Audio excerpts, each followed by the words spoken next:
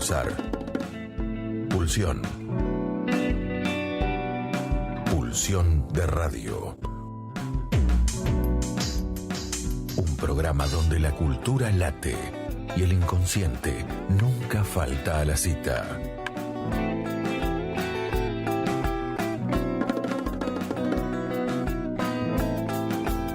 Conducción y producción: Gabriel Pulice, Luis Di Santo y Diego Yaiche.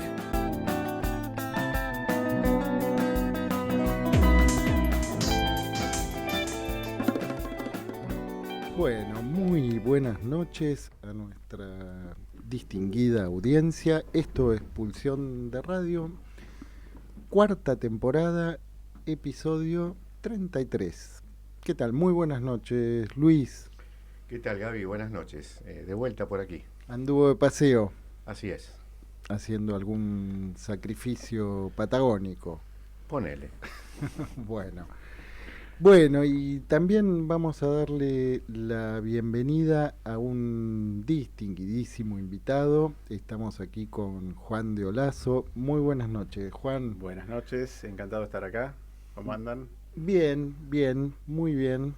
Estamos, ya entrando en la despedida. Nos quedan, con el programa de hoy, 2 programas más para hacer el cierre de una cuarta temporada. Bueno, la verdad que no sabíamos hasta dónde íbamos a llegar en este año tan particular, ¿no? Con cambio de día. Sí. Con cambio de día. Con cambio de día y algún día contaremos. Por ahora, por motivos inconfesables. Por motivos. Son secretos de Estado. Bien. Bueno, y vamos a hacer una mini presentación del programa y vamos a tener en la hora de entrevistas a nuestro entrevistado de hoy, que nos va a hablar sobre algunos asuntos del deseo. Ponele. Así que si quieren enterarse son los chismes del deseo, claro. El backstage, y todo lo que usted quiera saber sobre el deseo. Bueno, y nunca se atrevió a preguntar, ¿no? Y nunca se atrevió a preguntar en la hora de entrevistas. Y bueno, después nos vamos a ir a la ciudad de Rosario. Vamos a contar con la participación de Germán Armando. Luego vamos a comentar sobre qué va a ser esta última presentación del Rincón de los Libros desde Rosario, y vamos a tener una participación de Oscar Celis en el desfile en Eguil. Bueno, si les parece, vamos a escuchar un tema musical y a la vuelta empezamos nuestra hora de entrevistas.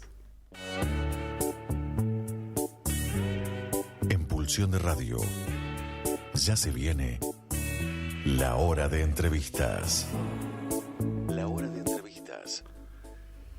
Bueno, muy buenas noches de nuevo, Juan, y la verdad que un gustazo. Hacía rato que te queríamos invitar. Y bueno, ¿y qué estábamos escuchando? Estábamos escuchando a Chico Buarque, a Rita, un tema de los comienzos de Chico, que es muy lindo. A mí me parece realmente maravilloso. Sí, la verdad es que es una época maravillosa de Chico. El primerísimo Chico. El primerísimo Chico. Bueno, ¿algún comentario sobre esa elección? No, mero placer o deseo, no sé, asuntos del deseo, te diría. Bien. Bueno, y para hacer una presentación más formal, va a ser muy informal la presentación.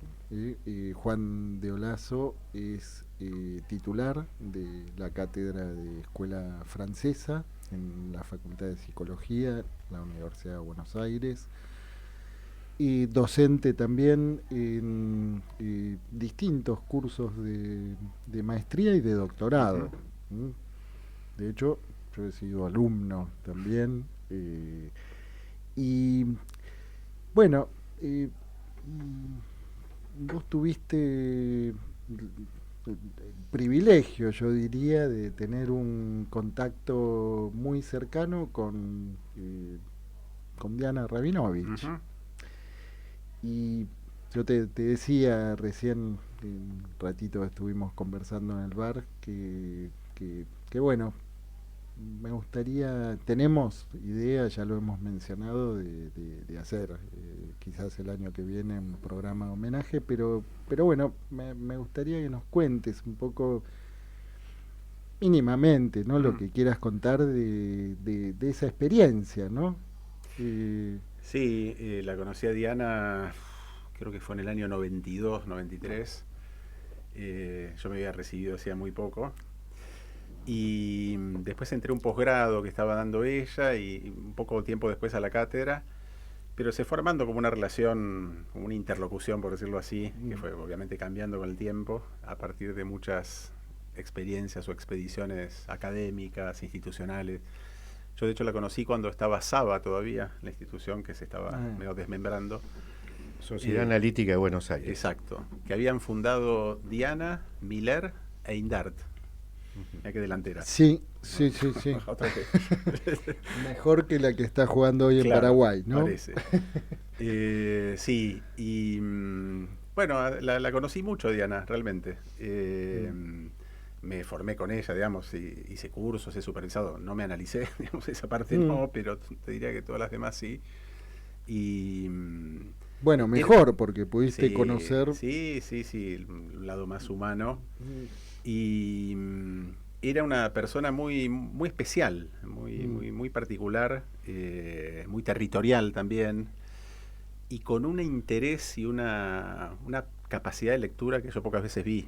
Una persona podía, no sé, leerse 4 libros de historia un fin de semana, de esos de medievalistas, así medio sí, duros. Eh, Nada, con un sentido del humor muy particular también. Y con esa mm, posición siempre un poco éxtima, ¿no? De que estaba y no estaba, y, ¿no? Un Fordá repetido. sí, sí, sí, sí, sí, A veces un Ford, pero... sí. Y yo decía el privilegio porque, bueno, parece que de algún modo tuviste ocasión de trasponer cierto umbral Mm. de intimidad que no era de fácil acceso, ¿no? No, no, no. Y lo que ocurría también es que en esa escena, una vez que uno estaba en ese espacio, por Mm, decirlo así, podía ser un bar. La mayoría de las veces nos vimos en bares. mm, Ahí se soltaba y era una persona con muchísimo humor, mucho más de lo que por ahí la gente suponía al verla como, la doctora, que, ¿no? Que tenía esa cosa medio, mm. a veces intimidante, eh, pero era una tipa muy suelta, muy, muy divertida. Claro, bueno, yo te decía, tuve también, ¿no? De algún modo el privilegio de conocer esas dos Dianas, Mm, ¿no? Una que era la profe de escuela francesa, mm, ¿no? Intimidante. Y el último curso de doctorado que ella dio, en donde ahí parecía que lo estaba disfrutando de otra manera, mm, suelta, con muchísimo sentido del humor, ¿no? Y que bueno, un poco esto que vos decías, ¿no? Parecía que la clase la estaba dando en el bar, claro, ¿no? sí, sí.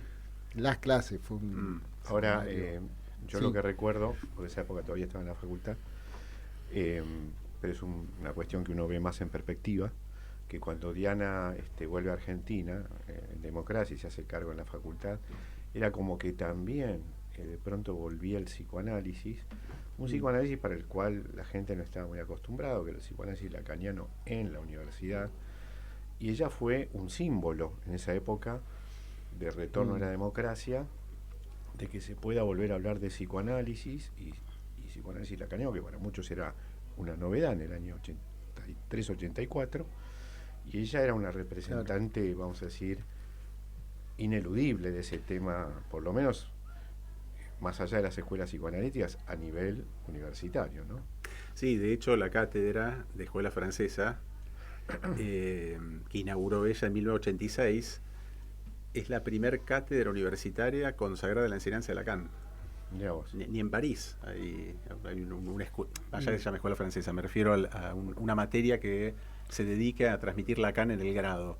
No, Sí, sí. o sea que fue realmente algo fundacional, digamos. ¿Sí? Se llama escuela francesa, pero se ve Lacan. O sea, no es que se ven autores franceses. Bueno, y de esa cátedra hubo dos titulares, Diana Rabinovich y vos. Ahora yo, sí. Bueno, pero digo, como para dimensionar también a nuestro distinguidísimo invitado, ¿no?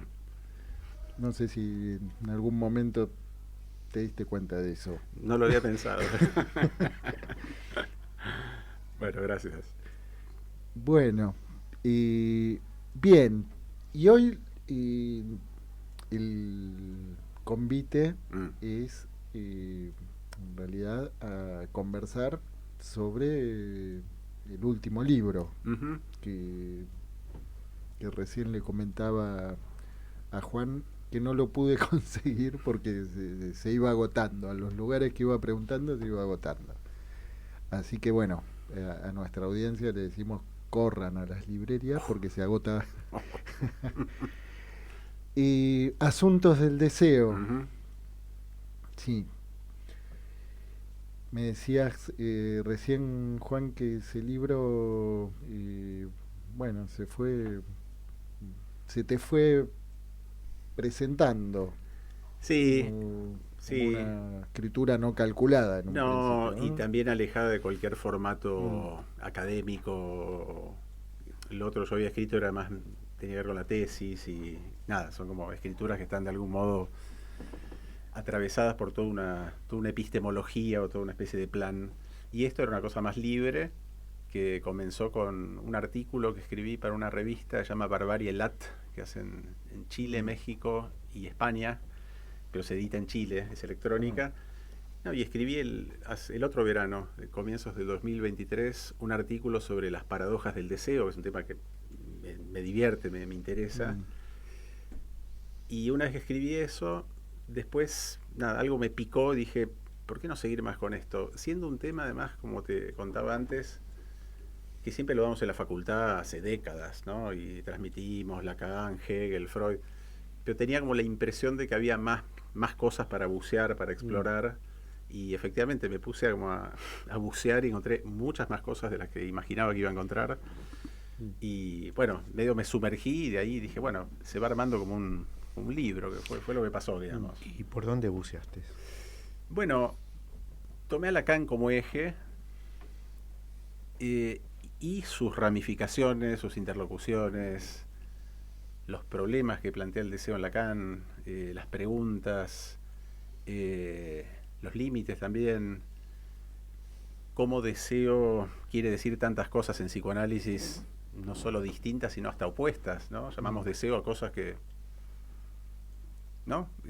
Van para un lado, van para el otro, como digo ahí en el comienzo del libro, es algo que en sí mismo es algo muy paradojal, que dice que sí, que dice que no, que trabaja para la homeostasis, pero que también altera la homeostasis, o que se fija objetos, pero que siempre es metonímico, y que nos liga al otro y también nos separa del otro. Entonces me da la impresión de que deseo es un término que puede ser el signo de lo más vital, pero también puede ser deseo de muerte. Es decir que es como un terreno siempre patinoso, resbaladizo, y que, digamos, te apoyás en un lugar y... Sí, y no tan generalizable, ¿no? Sí. Cuando escuché el tema que vos elegiste, y el tema musical, ¿no? A Rita. Chico Buarque. Okay, ¿no? El otro todavía no lo escuché. Okay. Y el tema del que vas a hablar hoy, rápidamente me apareció una canción de Chico Buarque que me parece que habla de esto de una manera fantástica. ¿O qué será? ¿O qué será? Porque habla de algo de esto y de sus laberintos, vericuetos, contradicciones, ¿no? Lo que no tiene forma, lo que no se puede nombrar. Digo, me parece que ahí el poeta de alguna manera va por ahí, ¿no? Sí, ¿Vos qué pensás? me gusta la asociación y fue el tema, si mal no recuerdo, de Doña Flor y sus dos maridos. Exacto. ¿No? Claro. Vadinio, una película Sí. del deseo, ¿no? Asuntos del deseo. ahí. Asuntos del Asuntos Deseo bravísimos. es una peli para ver Sí, en Asuntos claro. del Deseo. Sí, sí, tremenda. Vadinio. Sí.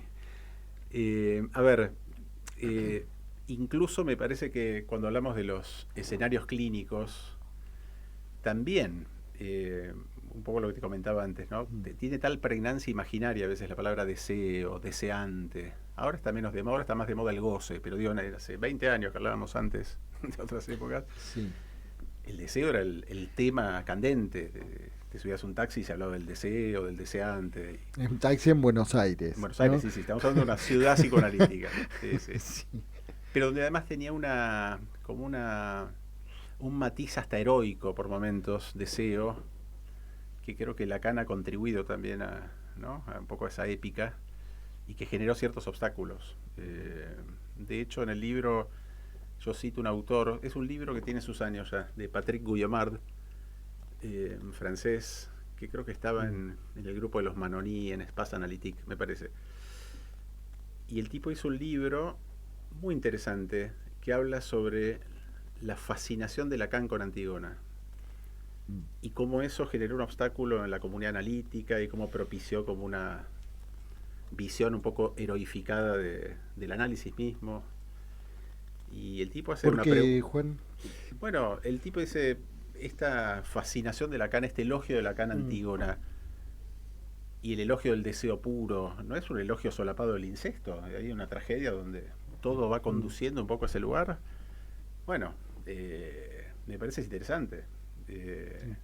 Y creo que Lacan después baja algunos cambios, unos años después, porque conecta además eso con el deseo del analista, que es, bueno, es otra derivación del tema, problemática también, me parece, pero que hace también a los asuntos del deseo, ¿no? Y plagada de malentendidos, ¿no? Sí.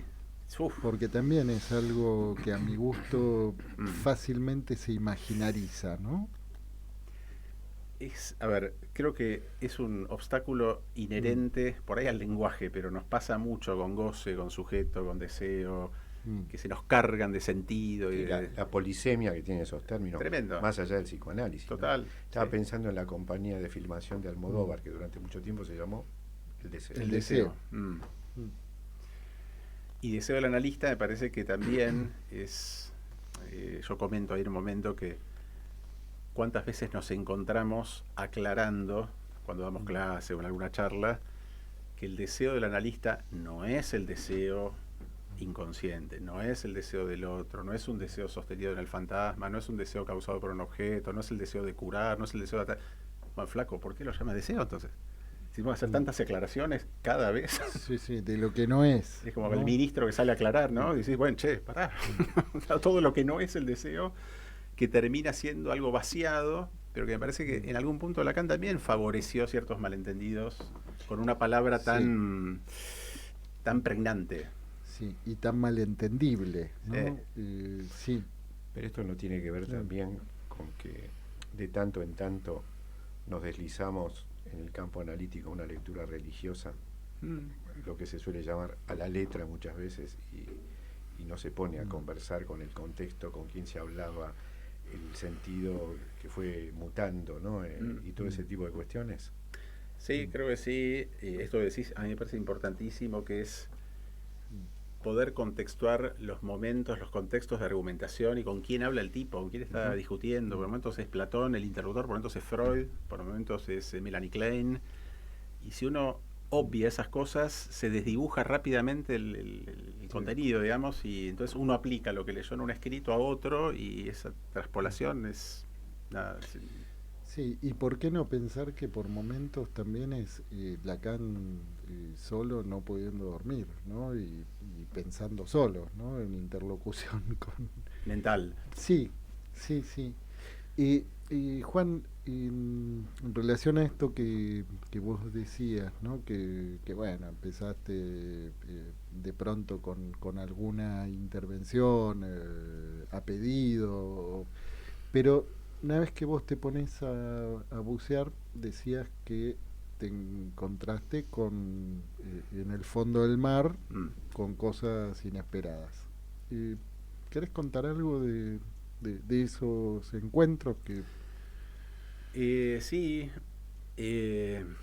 uno que yo desconocía, por ejemplo, cuando Lacan hace esa articulación tan interesante y tan audaz entre el deseo en Hegel y el deseo en Freud, ¿no? Que hace como la mini pimer de Lacan va juntando cosas, ¿viste? Un blend. El problema que yo desconocía es que toma, es decir, dos términos alemanes, Begierde y Wunsch, que son distintos, muy distintos, designan cosas muy distintas, pero fue Koyev, el maestro de Lacan, con el que Lacan se fascinó, además de con Antígona, el que tradujo Begierde en Hegel por deseo en francés. Es decir, que hay como una especie de malentendido de base ahí. Entonces parece que se hablara de lo mismo, y no se habla de lo mismo, son términos muy distintos. Y Lacan traduce el Wunsch de Freud también por deseo. Entonces a todos se empieza a llamar deseo, y eso también es una fuente de malentendidos interesantes también. Sí. Y que me parece que con el tiempo Lacan, de una manera muy, muy lúcida, me parece que va como encontrándole pistas distintas a cada una de estas cuestiones, el deseo en relación con la demanda, el deseo en relación con el goce, es decir, cómo deseo va cobrando distintas formas según cómo la teoría también va dando pasos y se va como reconfigurando el tablero mismo, ¿no? Como que todas las piezas empiezan a resetearse, y por eso deseo designa tantas cosas en la obra de Lacan. Históricamente, para hacer un súper reduccionismo, ¿no? Con todo el margen de error que esto tiene, se ha opuesto deseo a goce. En tu buceo, tus búsquedas, tu conocimiento, ¿no? Tu experiencia, tu erudición, ¿qué puedes decir sobre esto que aparece como una especie de blasón, ¿no? Sí, como dos hinchadas que se... Ponele, ¿no? La hinchada del deseo y la hinchada del goce. Sí. Huracán San Lorenzo. Claro. Sí. No es un clásico ya. Un clásico. A mí me parece que hay una tensión en Lacan, Seminario 7, por ejemplo, Seminario 10, ni hablar, ¿no? Cuando dice el deseo viene del otro, en cambio el goce viene de la cosa, ¿no? Clave de fa, clave de sol. Es como que son como... Pero que él pone en tensión, lo que no quiere decir que sean opuestos ni que sean cosas, qué sé yo, que se pelean. Es más, él propone articulaciones entre deseo y goce muchas veces. El amor, la angustia. Es decir, es interesante ver cómo los separa los términos, pero también cómo los articula. Y ahí juegan los afectos también, ¿no? El amor, la angustia, otros también. Cómo de eso después se hizo como un dogma, me parece una cosa penosa, pero yo leo Lacan y no veo eso. No creo que él diga, bueno, ahora ¿no? Va ganando goce 3-1, los errores defensivos que tiene deseo. No, pero... Y eso Juan, sí. ¿no crees que de alguna manera esa simplificación se ha trasladado a lo simbólico y lo real? Claro, sí. Bueno, empezó eso entre lo simbólico y lo imaginario, ¿no? Claro, otro binario. Ese binario, que ahí sí Lacan tuvo mucho que ver porque... es como si no se pudiese salir a pesar de todos los intentos de la cosa aristotélica, ¿no? Claro, sí, es que termina siendo muy rígido todo, ¿no? ¿Para qué además, no? Eso es lo interesante por ahí de los buceos estos, que el seminario de la ética es buenísimo en eso, porque por momentos Lacan está oponiendo el deseo, dice es una defensa ante el goce. Ahora, pasan 20 páginas y el tipo dice acá el deseo empieza a coquetear con la muerte. Entonces, ¿no? Esa oposición que parecía tan rígida, tan didáctica, tan escolar, se desdibuja enseguida porque hay una cara del deseo. Diana decía eso, Diana decía que hay una cara del deseo que mira al placer, como Jano, y hay otra cara que mira al goce, y mira a la muerte. Y entonces, digo, lo difícil es decir, el deseo es tal cosa, es como son definiciones medio como, no sé, no sé para qué nos sirve eso, ¿no? Como muy doctrinales. Sí, que esto es también como pretender cosificar al deseo, ¿no? Sí, de todos modos, mira, vamos a ir a una pausa musical también que está en conexión con Por el supuesto. deseo. en este caso, ni con el deseo del analista, está con conexión con el deseo de Juan de Olazo, Claro. que ha elegido el tema. Pero me gustaría a la vuelta, si podés situar cómo va, qué mutaciones se van produciendo en la concepción de Lacan, ¿no? En relación al deseo. Bueno, vamos con Spinetta Jade. Spinetta Jade. Bueno, estamos en el aire de nuevo. ¿Qué escuchábamos de Spinetta Jade? Vida Siempre, de Spinetta Jade, Bajo Belgrano es el disco, y el tema era Spinetta y de Leo Sujatovich, este tema, que tiene una cosa medio tanguera, muy linda. Muy lindo, sí. Sí. Una época maravillosa. El Uf, flaco, ¿eh? tremenda, sí. Bueno, y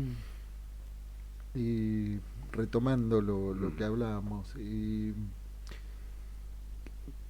¿qué conserva y qué va mutando en relación a su concepción del deseo en Lacan, ¿no? Sí. Una pregunta jodida, te Sí, dice, no pero a los talones. si querés pasamos a la Yo a creo que otra. sí, A ver, en primer lugar, en relación con lo que decíamos del deseo del analista, que también es un destino del concepto de deseo en Lacan, porque el deseo primero designa al sujeto, la necesidad de demanda y deseo, el deseo del otro, la metonimia, todas esas variantes, pero creo que hay un movimiento en Lacan que lleva a varios conceptos para situarlos o pensarlos desde el analista. La resistencia, que dice que es del analista, ¿no? Sí. La transferencia, que dice, ¿por qué no la pensamos desde el analista, en vez de pensar cómo hace transferencia el sujeto? La castración, en un momento dice, ¿y si la pensamos desde el analista? El duelo es otro concepto que... Y creo que deseo forma parte un poco de esa especie de transfusión que hace Lacan, donde empieza a... Eso no quiere decir que desaparezca la otra concepción del deseo, pero me parece que Lacan pesca algo ahí interesante, que es cómo pensar la posición del analista, que no sea ni por las cuestiones así de las insignias de la IPA o por el ser del analista y todas esas cuestiones, pensarla desde cierto espacio que debería no obturarse, no llenarse, ya sabemos todo eso, con sentidos o con creencias o con prejuicios o con subjetividad, y hasta dónde el analista es capaz de soportar también esa función. Y me parece que esa es una derivación muy notable en Lacan, porque es como si hubiera un momento en que Lacan ya no puede hablar del deseo sin apelar al deseo del analista, ya sea que hable de Margaret Little o de Freud.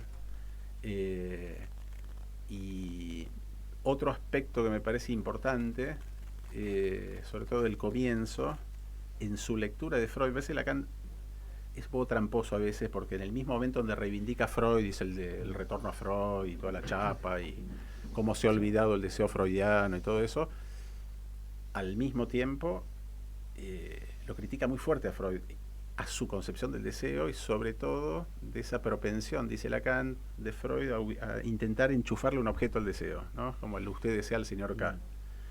Como si Freud estuviera empecinado, o con Elizabeth también, de localizar el objeto, cuando, dice Lacan, el deseo es básicamente deseo de deseo, y eso lo tomó de Hegel, no de Freud, ¿no?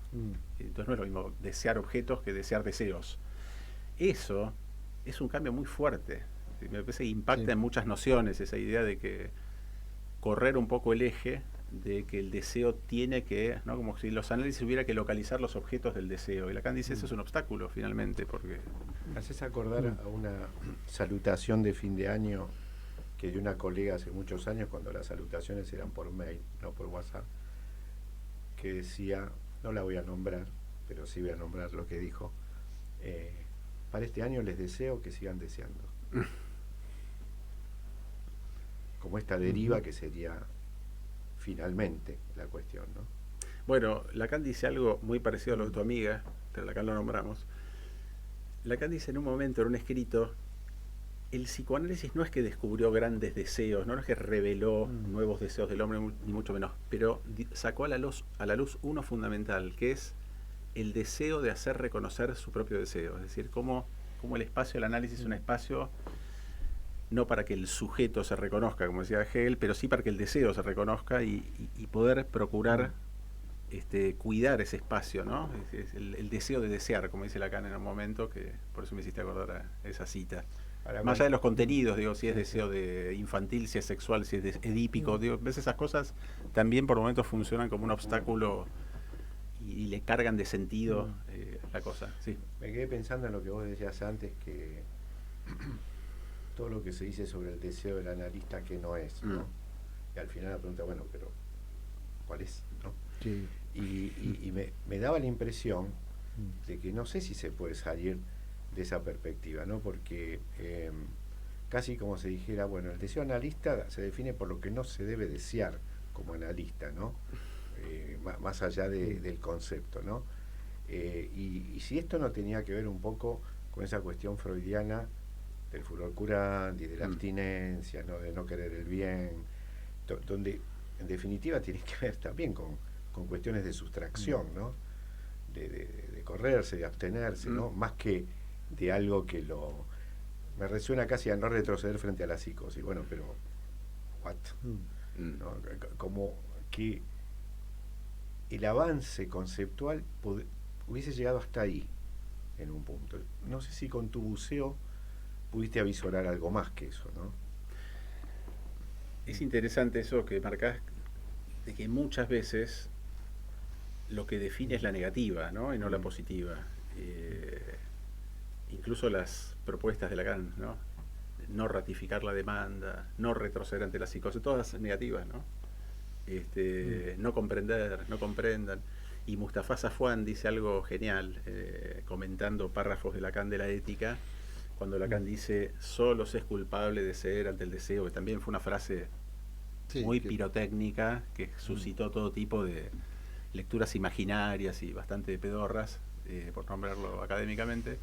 Y Mustafa dice cómo esa máxima fue recuperada rápidamente por el super yo. Entonces se transformó en un no cederás ante el deseo, un onceavo mandamiento. Se convirtió en imperativo superyoico, ¿no? Es que eso se morfa todo. Esa es la paradoja más delicada de todo esto, ¿no? Ahora, porque en realidad, incluso en el transcurso de un análisis, y bueno, la relación del sujeto con su deseo, bueno, de eso se trata, ¿no? Que haya ahí un reposicionamiento, ¿no? Digo, porque pensaba, todo este despliegue que hace Lacan, ¿no se puede pensar como un despliegue de herramientas a mano para poder contar con algunas herramientas de lectura, pero de lectura de algo que no es posible escribir de antemano, ¿no? Que es cómo se va jugando la relación de un sujeto en análisis con su propio deseo? Sí, me gusta esa idea. Me parece que hay una idea que va en la línea esa, que es el título del seminario 6 de Lacan, que en español es El deseo y su interpretación, pero que en francés es homófono con El deseo es su interpretación.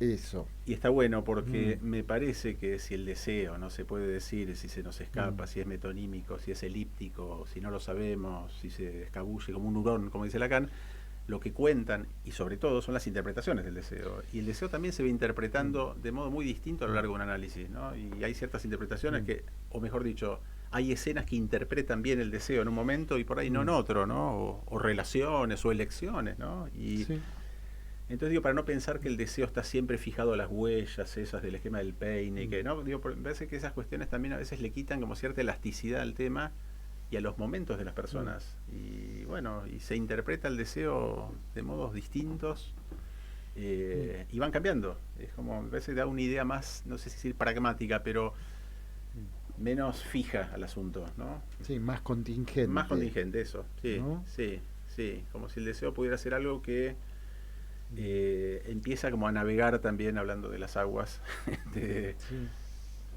Sí, amigarse con las contingencias. Algo así, también, ¿no? Sí, con escenas por ahí que no son tan, qué sé yo, tan espectaculares desde el punto de vista fantasmático, ¿no? Sí, sí, sí, sí. Estaba pensando en esto que vos le comentabas a Juan de las herramientas, Mm. que casi como una pregunta, ¿no? Es De que lectura, ¿no? Herramientas claro, de lectura. pero a mí me interesa mucho el tema de la formación del psicoanálisis, de los psicoanalistas. Nuestra facultad, por más que no sea una escuela psicoanalítica, tiene mucho de causar por esos temas, ¿no? Y antes vos hablabas, off the record, de los comentarios en función de hablar en determinada forma, con determinada gramática, que si no, no se es reconocido, ¿no? Y pensaba esto que vos también le preguntabas a Juan, de las herramientas, y a mí me da la impresión, y yo comparto esto porque es más intuitivo que otra cosa, que a veces esas herramientas son como un equipaje liviano, un prêt-à-porter que se terminan transformando en baúles, valijas pesadas, ¿no? Cosas que hay que arrastrar, y en cambio de servirnos de esa, terminamos sirviendo a esa cuestión para ser reconocidos como analistas. Y en un tema, Juan, que yo te quería preguntar, ¿qué tenés para decir por eso? Que es la presentación de los analistas en las escuelas analíticas, ¿no? Donde muchas veces, yo he ido a pocas, ¿no? Pero termina alguien de presentar y siento el ruido de cargar, ¿no? Cargar el Mauser para empezar a disparar, ¿no? En posición de francotirador. Y donde creo que eso tiene que ver un poco con lo que estamos hablando, ¿no? O sea, cómo hablamos, cómo transmitimos la clínica, cómo decimos lo que hicimos, cómo podemos fundamentar por qué dijimos tal cosa o por qué no hicimos tal otra. Y que esto todo tiene como una relación, para mí, ¿no? ¿Vos qué pensás de esto, ¿no? En función de que estás en la docencia, de que sos un investigador, etcétera, ¿no? No conozco en detalle las escuelas psicoanalíticas, digamos, sí creo que hay a veces efectos inhibitorios muy, muy notables. Y creo que hay una dimensión del deseo. Hay una articulación que hace Lacan en el Seminario de la Angustia. Dice, voy a proponer una nueva tríada, que no es inhibición, síntoma de angustia, sino inhibición, deseo y acto.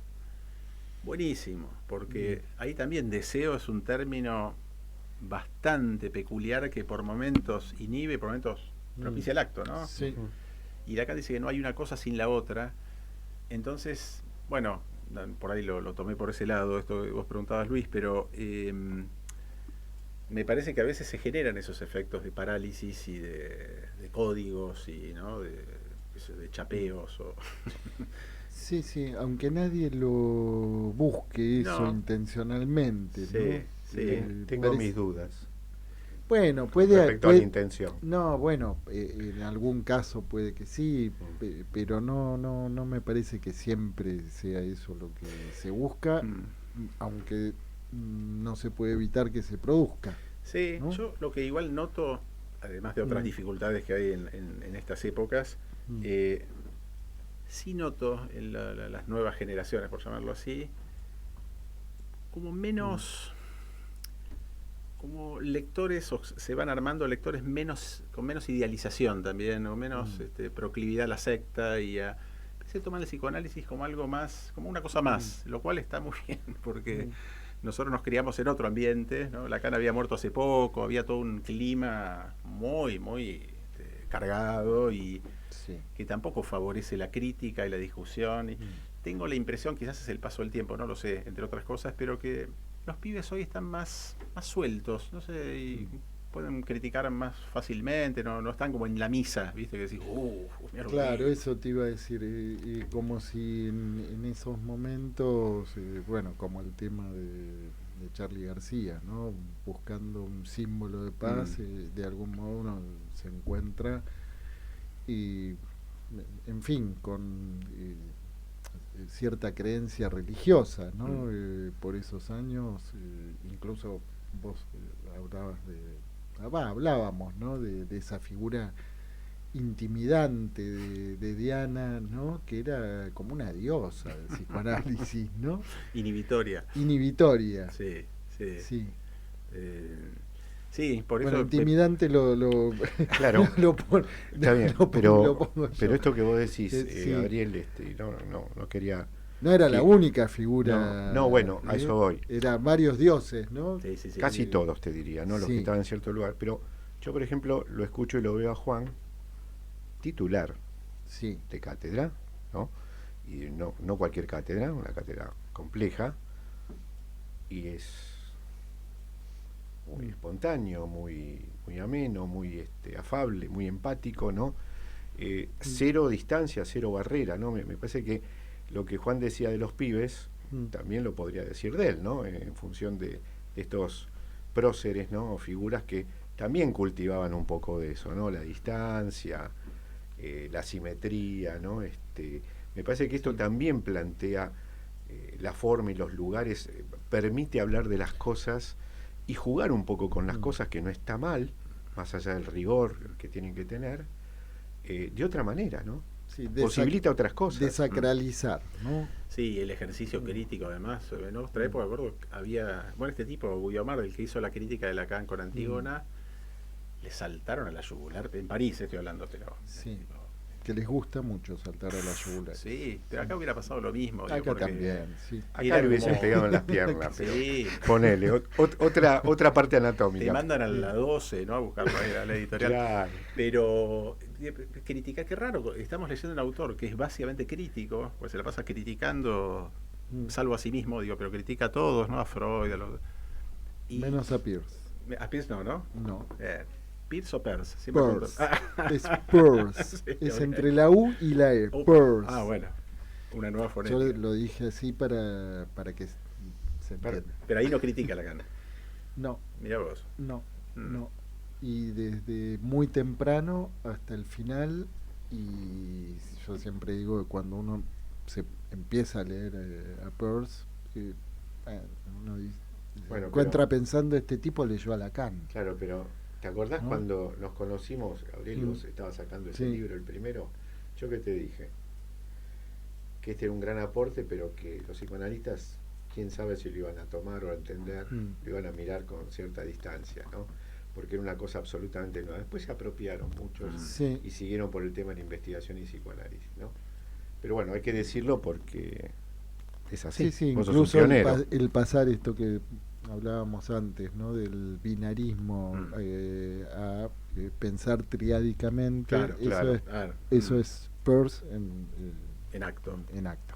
Sí. Bueno, y un autor que me parece que vale ponderar en este sentido del estilo, de la transmisión, del no dogmatismo, es Winnicott. Claro. Claro. Ese fue un tipo distinto en la Sí. historia del psicoanálisis, que no se enroló ni con el freudismo puro, ni con el kleinismo más duro, mantuvo esa cosa. Qué loco, fundó el Middle Group, justo, el de los espacios transicionales. Sí. Y aparte, vos lo lees a Winnicott y dice, charla al Real Colegio de Trabajadoras Sociales, charla a los jueces. O sea, el tipo iba hacia los otros discursos, las otras prácticas, y decía lo de él en la medida que lo pudiesen tomar, entender, traducir, ¿no? Tenía una interlocución con los otros, más Sí. allá del Bueno. campo de los psicoanalistas. Y muy atento a quién le hablaba cada vez. Sí, Él sí. también hacía radio. Sí, Hay charlas sí. memorables. Sí, nos fuimos enterando que hubo, Ujú. François Dolto, por Claro. ejemplo, Ujú. también tuvo programa de radio Sí. durante mucho tiempo. Mm. Pero el caso de Winnicott sí es cierto, uno de los psicoanalistas que ha metido las patas en el barro, ¿no? Ujú. Porque en el barro de la guerra, ¿no? Sí. De la Londres bombardeada, con experiencias con los niños que se los llevaba a otro lugar para Claro. protegerlos, ¿no? En fin. Y sí, No, nada. no, respiraste y me Claro. pareció que... No, sí, bueno, hay que respirar, ¿no? Cada tanto, Hay que respirar. ponele. Para poder bucear también. Claro, para poder bucear es fundamental. Sí. Y Juan, en relación al libro, ¿qué venís encontrando en cuanto a, además de que se agota? No. Venís- Acaba de salir hace 2 semanas. Pero Juan, tenés que decir que editorial... Sí, Manantiales, la editorial, la misma del otro libro, se llama Paradojas de la Inhibición, que era mi tesis hecha Sí. libro, y este se llama Asuntos del Deseo, editorial Manantial, salió hace 15 días, 3 semanas. 15 días, Sí, sí. está empezando a circular, y contiene un poco todas estas reflexiones, estas preguntas.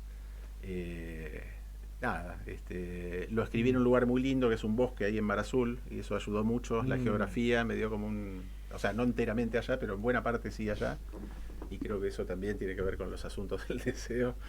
Y bueno, en todo caso, si lo leen en algún momento, lo discutimos, pues la idea es un poco esa, armar una buena... ¿Ya lo presentaste? Lo presento ahora en el Congreso de la Facultad, el 28 creo que es, y bueno, vamos a aprovechar el Congreso para hacer una presentación, y bueno, eso. Sí, Deberías sí, presentarlo en Mar Azul también. También, pues podría ser, con música, un vino, algo, sí, con otro marco. sí, de algún modo es el avant premier de, Claro. de la presentación. Bueno, y que bueno, nos quedan unos minutitos. Sí. Y algo más que te haya quedado en el tintero de esas cosas que te encontraste y que te tomaron de sorpresa en ese buceo, ¿no? Esa investigación. Muchísimas, no se me ocurre ahora alguna puntual, pero lo que encontré, que me parece lo más divertido, es cositas que Lacan va soltando medio al pasar, como pasa a veces, no en los textos más canónicos o los más obvios, sino esas charlas que decís que no le das 2 mangos, que dice, no sé, reunión de consorcio en París, no sé qué, y de golpe el tipo manda una definición maravillosa, ¿no? Y dice el deseo es el infierno, otro momento dice el deseo es el tormento. Se divierte Lacan también, juega un poco con eso, le quita a veces solemnidad y está bueno. Y me parece que deseo va pasando por distintas instancias y va siendo otro cada vez, ¿no? Y eso es lo interesante porque, como dice Lacan, es como un hurón, no lo terminas de agarrar. Sí, bueno, pero ahí entonces, en este jugar, ¿no? Es un modo de transmitir algo más allá de los límites del lenguaje, ¿no? Mostrarse jugando con el deseo, ¿no? Sí, y con algo que además no se puede decir, por lo menos para Lacan. Una crítica que le hace a Freud Lacan es que en Freud el deseo es articulable finalmente, es decible. Claro. Es algo reprimido que se puede volver. Y acá dice, acá no, acá está como desplumado el deseo, está desplumado de incesto, de Edipo, está vaciado, entonces termina siendo, como decía Luis antes, más un espacio mismo que un contenido. Y ese me parece un gran paso de Lacan porque también ayuda a no cargarlo de imaginario y de sentido. Y no cuando alguien dice, ay, quiero encontrar mi deseo. ¿Qué es eso? O sea, si lo básico es que nos defendemos del deseo, porque a veces nos angustia. ¿Qué sería abrazarme a mi deseo? Claro. Y si es un deseo muerte también. Sí, esclarecerlo como si fuera algo recopado, esclarecible de una vez y para siempre. Algo además, así, ¿no? como una revelación, y donde además como el sujeto deseante, esa figura que había en otra época, es como si fuera un muchacho entusiasta, ¿no? Está ahí lo que el saber popular dice por ahí, ¿no? Que con el deseo hay 2 problemas: que no se dé y que se dé. Claro, sí. Sí, porque el deseo a veces termina siendo una defensa contra su propia realización, dice Lacan. Entonces es como una especie de paradoja deliciosa, ¿no? Porque el mismo movimiento, ¿se acuerdan del gesto del vestido de Freud? Que decía, la mujer se saca el vestido con una mano y con la otra lo retiene. Es una imagen muy interesante, ¿no? De esa misma tensión. Lacan dice una aporía encarnada. No, hay unas cosas preciosas en Lacan, la verdad, muchas más de las que yo imaginaba. Sí. Y como perlitas sueltas. Eso quiero ¿no? decir. Sí. Y en los no arrabales. suelta, Y las fuiste encontrando en los arrabales. Total, sí, lugares que pero ni imaginaba. Una charla que da, no sé, en Bruselas, en un momento, decís, a ver, y de golpe 2 páginas, pero increíbles sobre el deseo, donde dice cosas que realmente aclaran muchísimas cuestiones que hemos leído muchas veces del seminario 5, el seminario 6, del grafo. Que el grafo, me enteré, otra perla, que no es del deseo. Lacan nunca dijo grafo del deseo. Sí, que eso fue una intervención de alguien, me parece, en la conferencia que vos diste en Yoica, en Yoica, ¿no? Es verdad, ahí apareció. Sí, que alguien tuvo una intervención ahí es que en yo YouTube. Lo rastreé. Sí. Una amiga me dice hace un año, che, ¿sabes que no es grafo del deseo? No está en Lacan. Dale, le digo, no jodas. No está.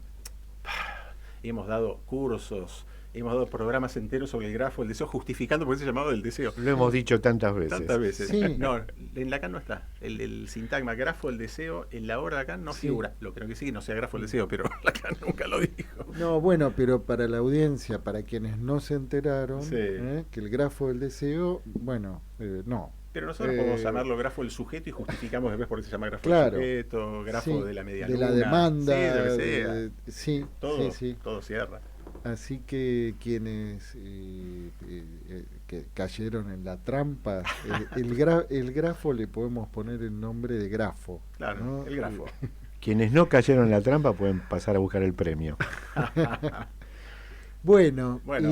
Juan, un minuto libre, Upa. libre para la Asociación Libre. Bueno, Eh, la verdad, agradecerles mucho. Yo les decía que veo el programa y es muy lindo lo que se ve, el clima, la onda, la interlocución, la conversación. Algo no es tan frecuente y tan obvio, ¿no? Que nos juntemos a charlar de psicoanálisis y a discutir. Y estando acá adentro confirmo lo que veía. O sea que, Bueno. nada, gracias y un placer. Gracias a vos, Juan. Bueno, nosotros, yo tengo un problema que es el olvido de anteojos, pero bueno, vamos ahora a la vuelta de la pausa de la radio, nos vamos a Rosario para presentar una publicación de puro cuño rosarino, ¿m? Analizantes, 9 entrevistas sobre psicoanálisis contemporáneo de Andrés Mainardi, con la participación, entre otros autores entrevistados, de Ángel Fernández, Juan Bautista Ritbo, Roberto Bertolet y Alexandra Coan, entre otros. Y después nos vamos a París, que ahí vamos a enhebrar la aguja junto a MP, Oscar Celis, que también va a tener una participación en relación a texturas, nombres e imágenes. Bien, nos vamos a una pausa y a la vuelta seguimos en el rincón de los libros. En Pulsión de Radio ya se viene El Rincón de los Libreros, la columna que en tu biblioteca no puede faltar.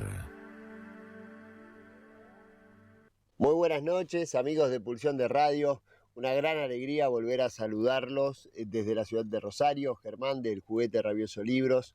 Un gran abrazo a la mesa, Diego, Luis, Gabriel y por supuesto a toda la audiencia.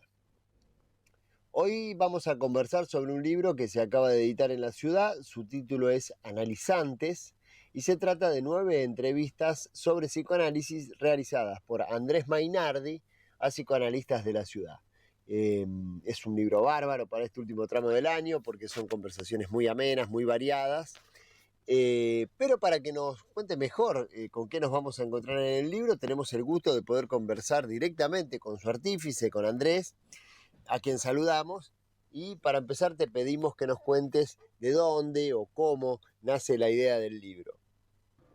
La idea del libro nace de una mezcla de intereses. Por un lado, una tesina de grado en comunicación social, por otro lado, una práctica teórica clínica como el psicoanálisis y como pivote podríamos decir que en tercer lugar aparece la gente que quiero y que me rodea y que habitúo en mis circuitos en la ciudad.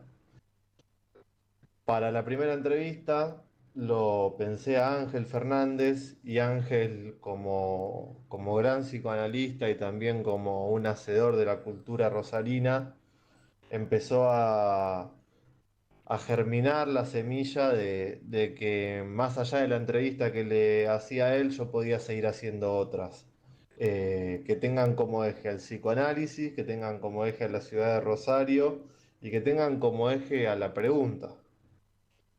Y así como quien quiere la cosa, una entrevista llevó a la otra y pudimos sintetizar en 2 años y medio un trabajo de publicaciones en la capital que después, en mi relación con Tomás Vanegas, y con Lucía Seizas, Tomás, editor de Endoxa, y Lucía, una ilustradora, pudimos darle una forma al libro.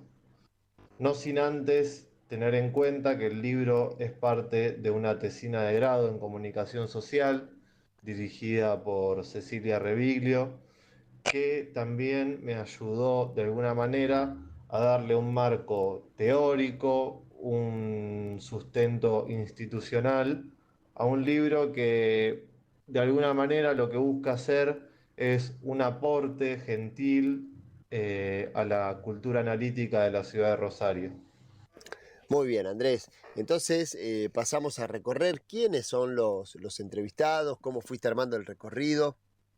Entrevisté a quienes entrevisté, es decir, a Ángel Fernández, a Juan Bautista Ritbo, a Alexandra Coan, a Roberto Bertolet, a Javier Pérez, a Patricia Focky, a Carlos Curi, a Ana Luz Rodríguez y a María Marciani, porque me parecía que transformaban o construían en sí un buen número de representantes de la cultura analítica rosarina y también porteña. Hay algo ahí de que son 8 entrevistados con domicilio en la ciudad de Rosario y una entrevistada con domicilio en Capital Federal, pero que también tiene una gran vinculación con la ciudad de Rosario, Alexandra Coan, y me parecía que también hay algo que se fue sembrando genuinamente. Un entrevistado fue llevando a otro, hubo recomendaciones cruzadas y también el libro de alguna manera lo que intenta es plasmar un gran aspecto o por lo menos una cierta cantidad de voces del psicoanálisis rosarino, sabiendo que el afán por la inclusión y por querer abarcar todo es una trampa que uno jamás podría lograr de alguna manera representar lo que es el psicoanálisis en la ciudad de Rosario, pero sí de alguna manera el libro intenta con estas voces construir el paisaje de un psicoanálisis que a la vez también dialoga con el presente, con el pasado y con el futuro de una ciudad. Tal cual, Andrés. Es muy notorio en el libro cómo se dibuja este paisaje de la ciudad que vos decís. Le agrega un plus, una visión que vamos a llamar éxtima, la participación de Alexandra Coan, que nos visita tan a menudo y siempre propiciando encuentros muy movilizantes y que nos dejan pensando mucho. ¿Te parece, Andrés, que para cerrar nos cuentes, ya que no sos analista, qué es para vos el psicoanálisis? Para mí el psicoanálisis sucede cuando me siento, o mejor dicho, cuando me acuesto en el diván de mi analista, que queda en el consultorio de mi analista. No sé si el diván será de mi analista, pero está ahí en el consultorio.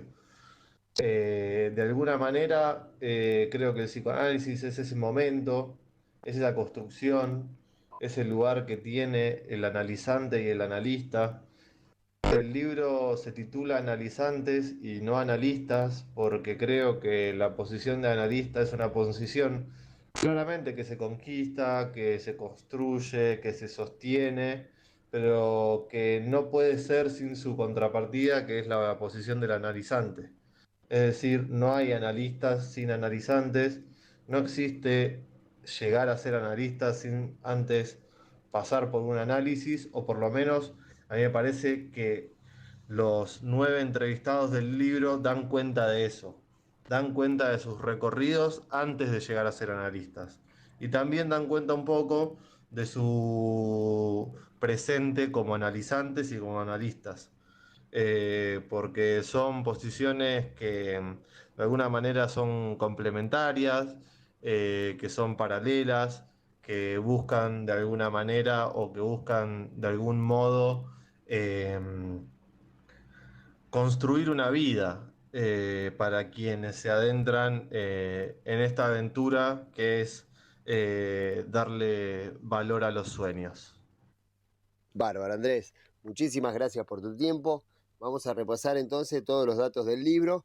Analizantes, 9 entrevistas sobre psicoanálisis contemporáneo, a cargo de Andrés Mainardi, editado por Endoxa en la ciudad de Rosario, disponible en librerías de todo el país. Destacar el arte de tapa, que es realmente muy, muy bonito. Esto es una ilustración que realizó Lucía Seizas. Bueno, y desde acá, desde Rosario, nos despedimos. Ya esta sería nuestra última participación en el año 2024. Por eso redoblar el abrazo para la mesa y para toda la gente de Pulsión de Radio. Desearles que terminen muy bien el ciclo. Muchas felicidades para fin de año, bueno, y que con energías renovadas ojalá nos encontremos el próximo año. Abrazo grande. Bueno, y qué lindo, Germán, y recibimos este abrazo y bueno, la verdad es que ha sido un placer contar con la participación de Germán. Y bueno, ahora cuando iba, yo me quedé con esto que decía Andrés Mainardi, y no sé si el diván es de mi analista, pero bueno, igual funciona. ¿Vos pensás que se alquilan los divanes? Bueno, los consultorios se alquilan. Pero amueblados. Y se alquilan amueblados. Entonces no puede ser que el diván... No lo veo al analista llevando el diván y llevándoselo otra vez. No, y que el analista que viene traiga su diván. No. Salvo que sea reversible. Es un punto interesante. No sé si el diván es de mi analista. Si el diván de mi analista es de mi analista. Bueno, y lo que decía es que en la enumeración de autores entrevistados en este libro de Andrés Mainardi, nos encontramos, bueno, con el recorrido de autores que viene haciendo Germán ya desde el comienzo del programa. Así que bueno, y nuestro abrazo también, y aprovechamos antes de ir a la pausa musical y también para mandarle un fuerte abrazo transatlántico a nuestra queridísima y distinguidísima MP, que ya desde el comienzo también nos viene acompañando como oyente, como comentarista y también como parte del equipo de producción. Sí, y también a la persona que va a estar en el programa, en el segmento de ella hoy, al querido Oscar Jirafa Celis, que habita estas latitudes. Le mandamos un abrazo enorme. Jirafita, Oscar Jirafita Celis. Bueno, que ahora los vamos a escuchar, y vamos a ir a una pausa musical y a la vuelta nos vamos a París con De fil en aiguille. De fil en aiguille. De fil en aiguille, j'ai le cœur qui devient de plus en plus petit, comme s'il savait bien que l'amour n'arrivera jamais. De fil en aiguille. Verde, que te quiero verde. Verde viento, verdes ramas. Romance sonámbulo, Federico García Lorca. El 9 de mayo de 1978, Jacques Lacan, al final de la última clase de su seminario de ese año, expresaba lo que pudiera traducirse así: si no vamos del todo derecho a esa distancia entre lo imaginario y lo real, carecemos de recursos para lo que es, lo que distingue en un psicoanálisis la alianza entre lo imaginario y lo real. Lo simbólico, lo real, lo imaginario forman el nudo triádico lacaniano. Estos tres registros van a cobrar pesos e inflexiones diferentes a lo largo de la obra del psicoanalista francés, hasta arribar al final de su enseñanza a una igualdad de consistencias entre los tres. Lo imaginario lacaniano anclado primeramente en el denominado estadio del espejo, se torna más tarde una dimensión que alude al sentimiento de tener un cuerpo, en ningún caso serlo. Este imaginario estaría vinculado a una consistencia mental y no solo a la imagen especular.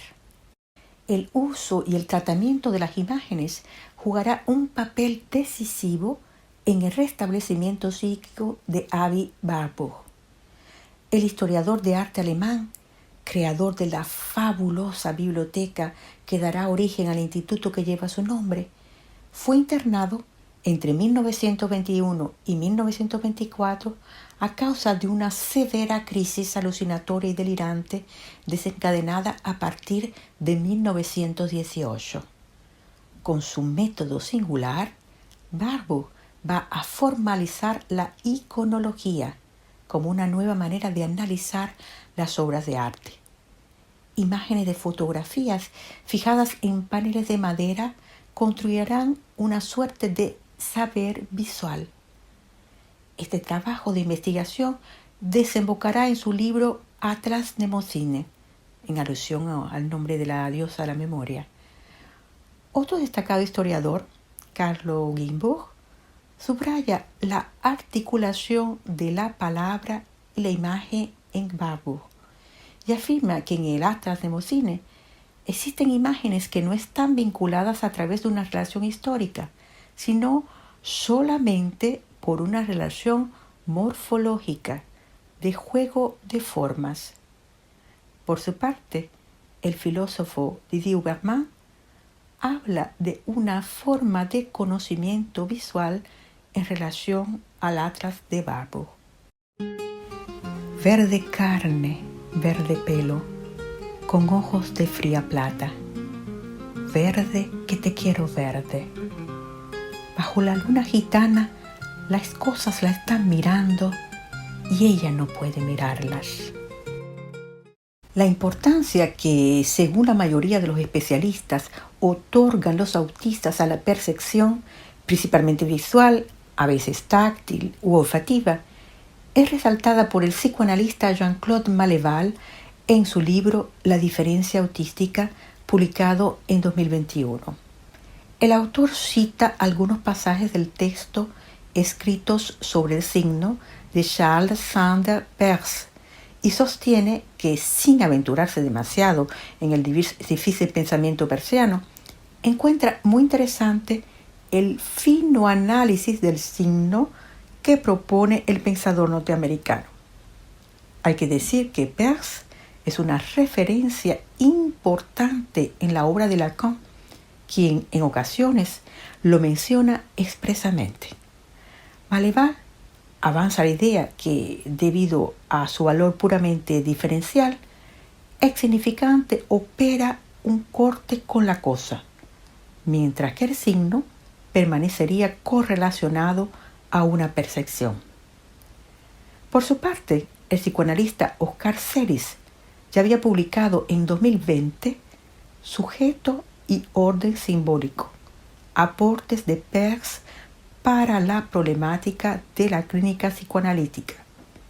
Entre otros ejemplos, Celis toma como objeto de estudio el conocido caso Robert de la psicoanalista Rosine Lefort, tratado en institución. Este niño, de 3 años y 9 meses, presentaba un gran retraso en su desarrollo, ausencia total de habla coordinada y arrastraba consigo una complicada historia de abandono parental, desnutrición, cambio de instituciones. En un momento del tratamiento, Robert comienza a jugar con arena en lugar de hacerlo con sus heces como solía. En su libro, Celis precisa que el propósito clínico en este caso puede resumirse en tratar de lograr que la arena, signo icónico degenerado, pueda producir o conectarse con un signo que funcione en la terceridad, en el orden simbólico, pudiéramos decir. Buenos días, Oscar Celis. ¿Sería posible intentar explicitar un poco los desarrollos sobre el signo de Peirce que trabajas en este caso. Buenos días, gracias por la invitación. Bueno, intentar desarrollar la concepción peirciana sobre el signo en 3 o 4 minutos, por supuesto que es imposible, pero eso no va a detenernos de poder articular las palabras e intentar algo. El primer punto sería justamente ver la especificidad, ¿no?, del signo peirciano, en principio distinto del significante sosuriano, del signo sosuriano, ¿no? El signo sosuriano primariamente binario, en el sentido de que estaría compuesto por un significante y el significado, ¿no?, la unión entre el significante y el significado. En cambio, en el signo peirciano es un signo triádico, está compuesto por 3 elementos y sí, solo sí 3 elementos que se conectan triádicamente, o sea que no puede haber relaciones duales. Si hay relaciones duales, entonces podría llegar a ser un signo degenerado, en todo caso, que ya vamos a ver qué tiene que ver, ¿no? Y por otro lado, el signo peirciano está compuesto por, digamos, 3 elementos. Uno sería el representamen, o lo que generalmente se llama signo. Ese representamen está en lugar de algo, que es su objeto, pero está en lugar de algo, que es su objeto, en relación a un tercer elemento que Peirce llama el interpretante.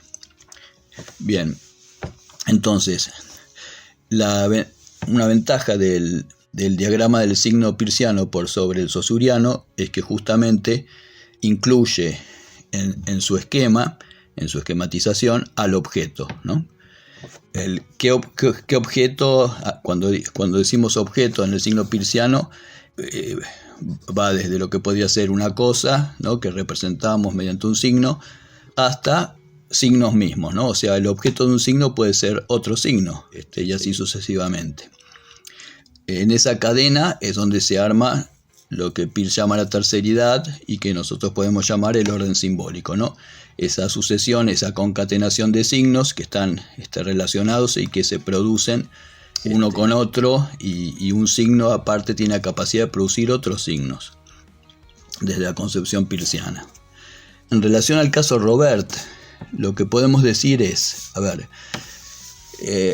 según Lacan, Robert vivía en lo que llama en ese momento, ¿no?, del inicio de sus seminarios, una realidad indiferenciada, decía, o sea, no mediada, ¿no? Lo que ubica Lacan es que Robert no está inserto en el lenguaje, ¿no?, en el mundo del lenguaje compartido. La intención, entonces, ¿no?, lo que no se juega en Robert sería la interferencia de lo simbólico en el viviente, ¿sí? Bueno, entonces, la primera pregunta o el primer movimiento, digamos, del caso Robert, ¿no?, llevado a cabo por Rosine Lefort, es, bueno, cómo hacer que Robert se inscriba el orden de la palabra, ¿no?, el orden simbólico, ¿no?, por los dos lados, ¿no?, cómo Robert puede inscribirse él mismo y cómo puede ir armando este orden de la palabra en su subjetividad. Esto se juega no sin un analista que está de alguna manera o trata de estar en el lugar del otro, ¿no?, con mayúscula, o sea, tratando de operar o de formar ese lugar, ¿no es cierto? Lo que vemos en el caso es como en un primer recorte, como el analista trata, por ejemplo, de que Robert logre sustituir en principio sus juegos más básicos, que era manipulaba o jugaba con su propia caca o su propio pis. Entonces, un primer logro, podríamos decir, semiótico, es que Robert pueda sustituir la caca por la arena y el pis, en vez del pis, usar el agua, por ejemplo, ¿no? Logra en un momento dado que Robert empieza a jugar como jugaba antes con esos objetos primarios de él, con el agua y con la arena, ¿no? Con lo cual encontramos un primer momento, un primer acto de sustitución, ¿no? Ahí. Pero justamente es una sustitución que se queda ahí, ¿no? Que no tiene palabras tampoco, pero sí es un primer inicio de una semiosis, un acto semiótico, pero coartado, ¿no?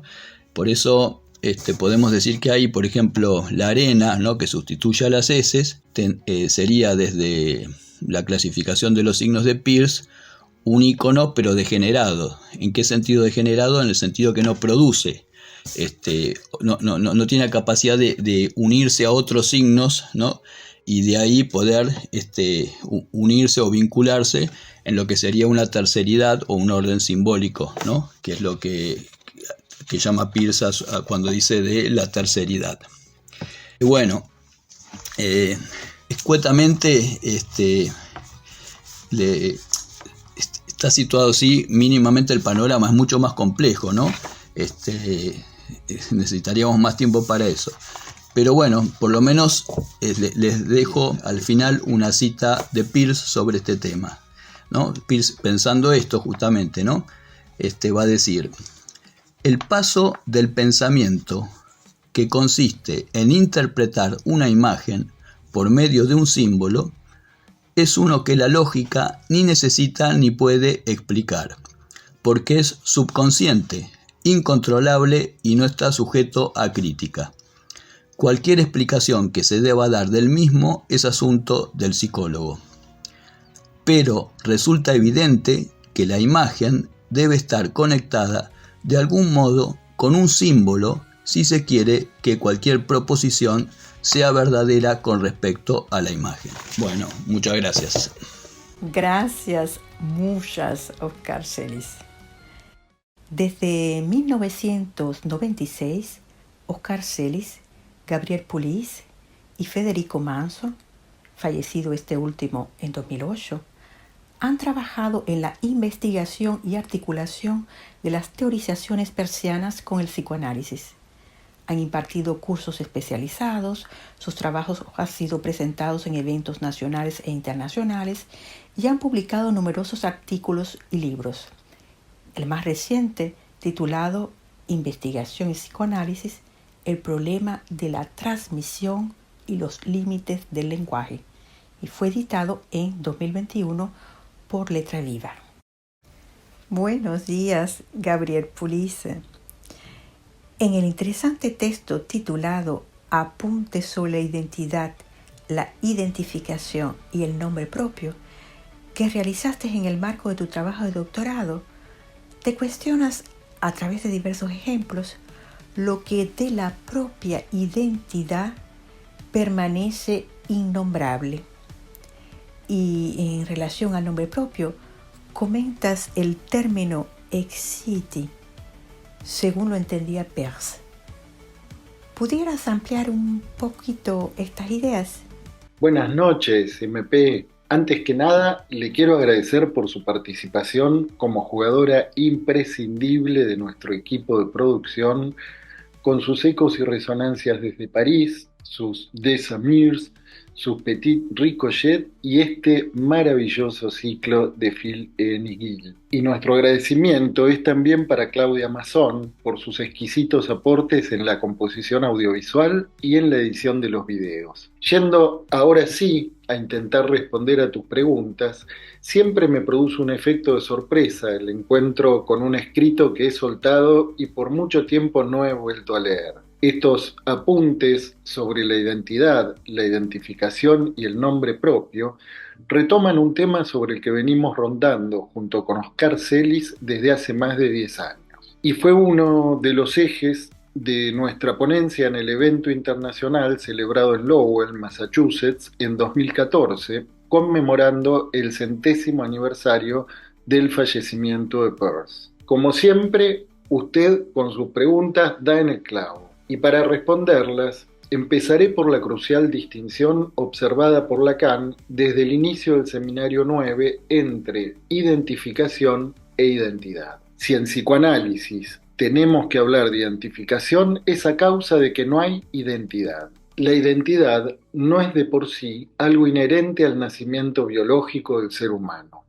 Al igual que el lenguaje, no está incluida como parte de su equipamiento natural. Su encarnadura será más bien una operación que, al menos en el momento inicial, depende esencialmente del otro. Sin embargo, basta examinar algunos casos particulares, como diría Quine, para ilustrar las contingencias y tensiones que se ponen en juego en esta compleja relación entre el hablante ser y su nombre propio. Entre ellos podemos nombrar a Salvador Domingo Felipe Jacinto Dalí y Domenech, nacido apenas 9 meses después de la muerte de su hermano mayor, Salvador Galo Anselmo. O el caso de René Carl Wilhelm Johann Joseph María Rilke. Su madre no había podido superar la temprana muerte de su primogénita, vistiendo a René hasta los 5 años como una niña. ¿Es posible habitar el nombre de un muerto? En contrapunto con el caso de Rilke, podemos evocar el relato autobiográfico, en este mismo programa, de la compositora y performer Luciana María de Lourdes Cumillel. Nací mujer, bajo el deseo de un varón. En las páginas del diario que mi mamá escribió por esos días durante todo el embarazo, me llamó Ramiro,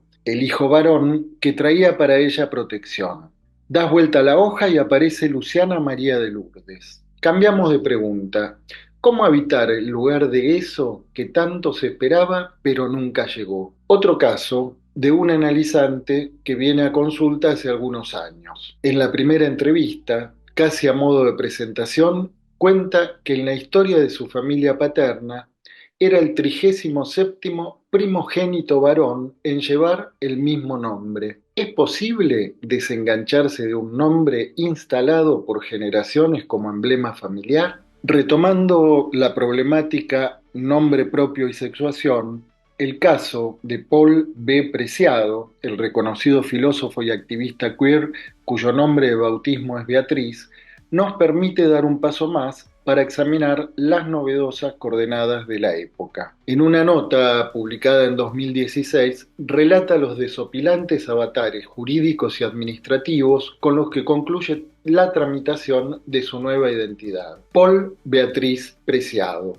A propósito de ello, resulta oportuna una interesante observación de Oscar Quiroga. Vivimos en una época en la que parece que para nombrarse ya no es necesario el otro. El caso de Luana, por su precocidad, continúa siendo objeto de las más inquietantes polémicas y debates.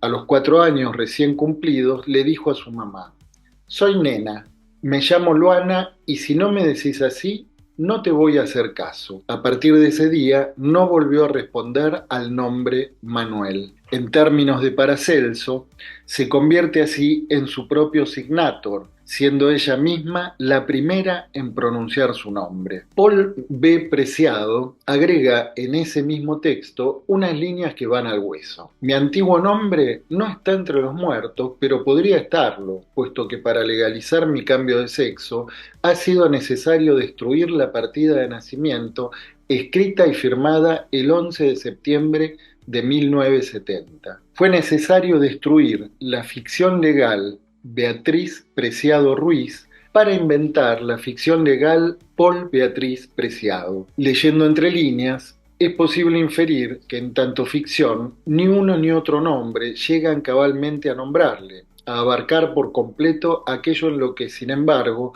se sostiene a pesar de todo su identidad. Pero entonces, ¿qué de su identidad queda por fuera de ese ficcional acto nominativo? ¿Cómo delimitar aquello que nombra el nombre propio? Cito a Oscar Celis en un pasaje de su tesis doctoral. Peirce señalaba que el signo nombre propio tiene la particularidad de llamar la atención del oyente hacia alguna hexieti común a este y al hablante. Por hexieti quiero decir algún elemento de la existencia que, no solo por la semejanza entre sus apariciones diferentes, sino por una fuerza interna de la identidad que se manifiesta en la continuidad de su aparición a lo largo del tiempo y el espacio, es diferente de todo lo demás y por lo tanto es apto, como no se puede de ninguna otra manera, para recibir un nombre propio. El correlato de un nombre propio es un existente cuya existencia no consiste en ninguna cualidad sino en sus efectos, y se lo reconoce sopesando su insistencia. Bueno, no sé si respondo cabalmente a su pregunta, MP, pero creo que es un tema que amerita mantenerlo en examinación. Muchas gracias, Gabriel Pulis. El nombre propio, signo de lo idéntico y de lo diferente que habita un cuerpo hablante, marca de existencia que insiste y resiste a cualquier ficción. ¿Y cómo pensar ese cierto retiro de la función nominativa del otro en nuestra época que refiriera Oscar Quiroga y subrayara Gabriel Pulis? En una de sus clases, en 1974, Lacan reflexiona sobre las consecuencias de la sustitución del nombre del padre por lo que él denomina nombrar para, nommer à en francés. Y el psicoanalista Jean-Pierre Le Bon comenta esta referencia lacaniana. Por ejemplo, nombrar a alguien Juan no es lo mismo que nombrar a Juan para ser electricista o profesor. Antes de ser nombrado para algo, Juan ya se llamaba Juan. Le Bon lo ilustra también así. En los trenes más tradicionales se compraba un pasaje, un boleto no enumerado que permitía viajar. Se garantizaba una plaza, pero no fija. Había que montarse en el tren y encontrar su lugar. En los trenes más modernos, por el contrario, las plazas ya están enumeradas y el derecho a viajar viene acompañado de una designación precisa del lugar. Esto nos priva y nos autoriza a prescindir de toda subjetividad, pues somos nombrados para esa plaza. La función del nombre del padre en psicoanálisis, que no tiene nada que ver con patriarcado, no dogmas religiosos ni nada de eso, conllevaría dos facetas. Por un lado, una especie de punto de consistencia a partir del cual se anuda la historia personal de cada cual. Pero esto oculta la otra cara, el agujero implicado en el propio lenguaje en el acto de nominar. En nuestros tiempos de caída de ideales, de los grandes relatos, donde la verdad es denunciada en tanto estructura de ficción, la cara consistente del nombre del padre se ha debilitado en el discurso. ¡Ay, qué angustia! Se desvela el agujero. El nombrar para se propondría entonces para tapar el agujero. Sería como sustituir esa cierta ductilidad del nombre del padre por un orden de hierro. La expresión es de Lacan. Para no saber nada del agujero en el que se funda un sujeto. La función lógica del nombre del padre o de los nombres del padre en plural, como indicara Lacan, permitiría en cambio sostener una enunciación a partir de un otro, agujereado, abriendo así a una dialéctica del deseo como tratamiento de lo mortífero de un goce ilimitado. El nombre estaba en la punta de su lengua, pero ella no lograba encontrarlo. El nombre flotaba alrededor de sus labios, estaba muy cerca de ella, lo sentía, pero no alcanzaba a agarrarlo, a meterlo dentro de su boca, a pronunciarlo. Pascal Quignard, el nombre en la punta de la lengua.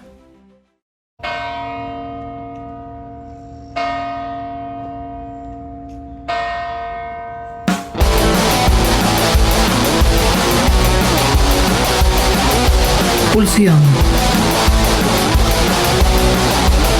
Pulsión de radio. Un programa donde la cultura late y el inconsciente nunca falta a la cita.